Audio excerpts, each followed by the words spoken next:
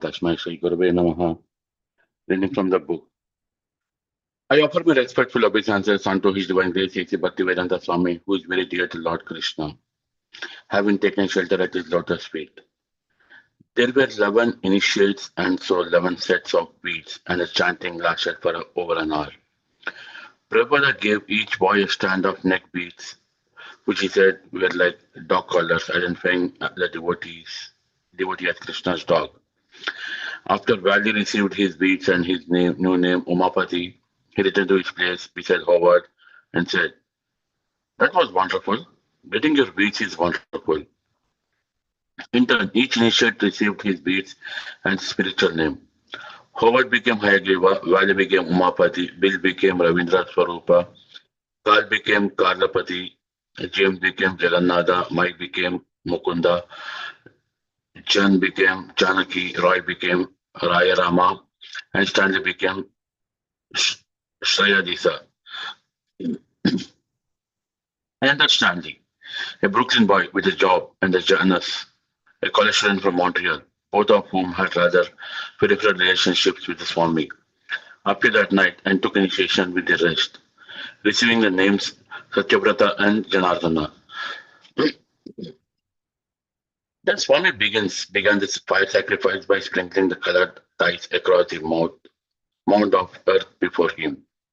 With fixed attention, his congregation watched each mysterious move, and as he picked up the twigs and wooden splinters, dipped them into clarified butter, lit them in a candle flame, and built a small fire in the center of the mound. He mixed sesame seeds, barley, and clarified butter in a bowl, and then passed the mixture around. Each disciple took a handful of mixture to offer into the fire.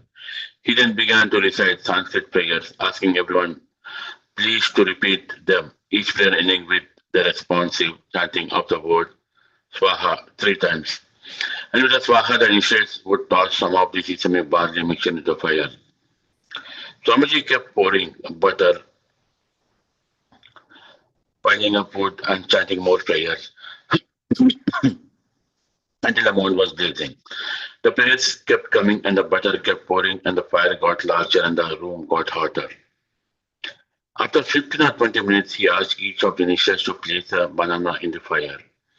With 11 bananas heaped on the fire, the flames began to die and the smoke thickened. A few of the initiates got up and ran coughing into the other room, and the guests retreated into the hallway. But Swamiji went on pouring the remaining butter and seeds into the fire. "This kind of smoke does not disturb," he said. "Other smokes disturb, but this kind of smoke does not." Even though everyone's eyes were watering with irritation, yet the windows remained closed, so most of the smoke was contained within the apartment, and no neighbors complained. Swamiji smiled broadly, rose from his seat before sacrificial fire, the blazing tongue of Vishnu, and began clapping his hands and chanting Hare Krishna, placing one foot before the other and swaying from side to side. He began to dance before the fire. His disciples joined him in dancing and chanting, and the smoke abated. He had each disciple touch his beads to the feet of Lord Chaitanya in the Panchtattva picture on the table, and finally he allowed the windows open. As the ceremony was finished and the air in the apartment was cleaning, Swamiji began to laugh. "There was so much smoke, I thought they might have to call the fire brigade." Prabhupada was happy. He arranged that prasadam be distributed to all the devotees and guests. The fire, the prayers, the vows, and everyone chanting Hare Krishna had all created an auspicious atmosphere. Things were going forward. Now there were initiated devotees in the Western world. Finally, most of the disciples went home to their apartments, leaving their spiritual master to clean up the initiation ceremony. September 10th. The morning after the initiation, Prabhupada sat in his apartment reading from a commentary on Srimad Bhagavatam. The large Sanskrit volume lay before him on his desk as he read. He wore horn-rimmed glasses which changed his demeanor, making him look extremely scholarly. He wore eyeglasses only for reading, and this added to the visual impression that he had now gone into a deep professional meditation. The room was quiet and brilliant. Mid-morning sunlight shone warmly through the window. Suddenly, someone knocked on the door. "Yes, come in," He looked up, removing his glasses.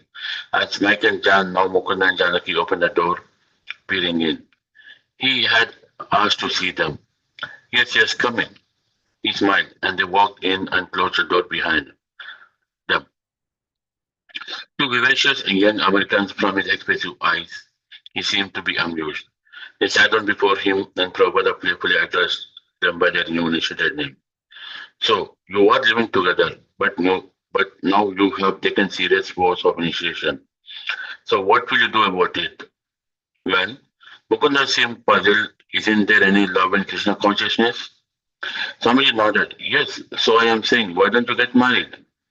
They agreed. It was a good idea, and Prabhupada immediately scheduled a wedding date for 2 days later. Swamiji said he would cook a big feast and hold a marriage ceremony in his apartment, and he had Mukunda and Janaki to invite their relatives.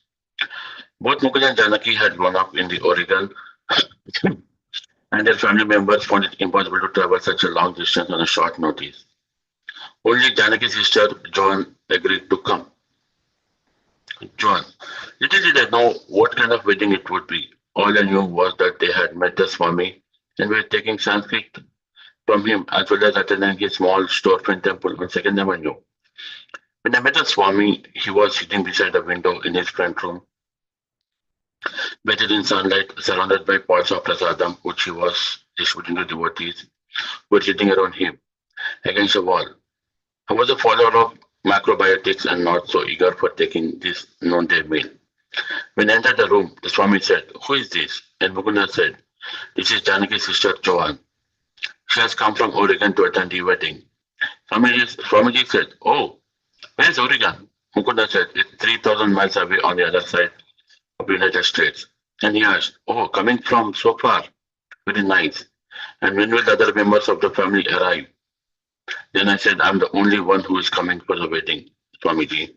He said, "Never mind. It is very nice that you have come. Please sit down and take some Krishna Prasadam."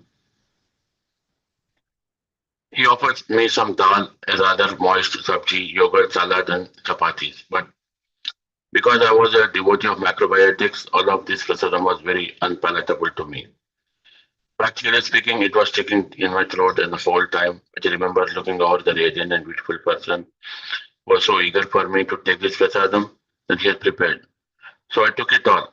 But in my mind, I decided that this would be the last time I would take this luncheon with the devotees. Let me stop here, Prabhu. So far, I think I was able to understand the 11 people who should come to Prabhupada's apartment have got initiated, and Prabhupada also performed the initiation ceremony along with in his apartment, which was very beautifully explained. And then this also story tells about Mukund and Janaki, their marriage, and then only Janaki's sister John coming in and waiting for their marriage, but others were not unable to come because of a short notice. Definitely, we see that. Yeah. Let me start my chanting, Mataji. Yeah, no, I was just going to say, you know who Joanne is, right? She's Jamuna Devi Dasi. I mean, we'll see shortly, but it's just so amazing to see all the things unfold slowly, And also Satsurab Goswami, he's the one of the authors. He's done a lot of books also. So it's just nice to see that he was one of the first initiates of Prabhupada.